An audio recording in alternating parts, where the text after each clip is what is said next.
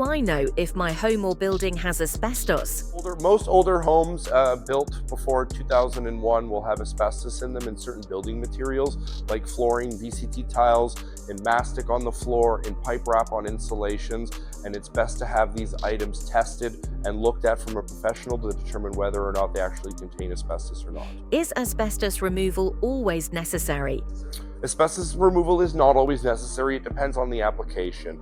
If you leave asbestos undisturbed, you're not planning on doing any renovations to your house, or there's no cracks in any of those materials, they're perfectly safe to stay around. The issue arises when you are doing a renovation or removing some of those asbestos materials. As you remove those items, the fibers are going to become airborne and float around in the house. That is what we want to make sure that is not being breathed in by any occupants in the house.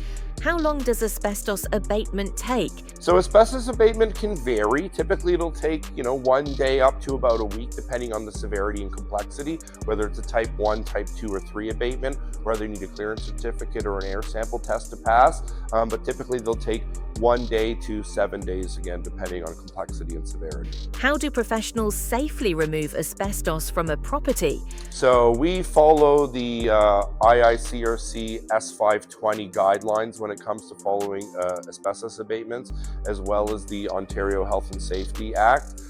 So there are guidelines that are put in place, and we follow those procedures to a T based on type 1, 2, or 3 abatement procedures. We use things like HEPA air scrubbers, containment, encapsulation solutions in order to safely remove. We'll also use air scrubbers with carbon and HEPA filters to remove any airborne asbestos fibers floating around in the air before doing an air sample test for clearance to show that there is no more asbestos left in the air of your home. What is the process for asbestos testing?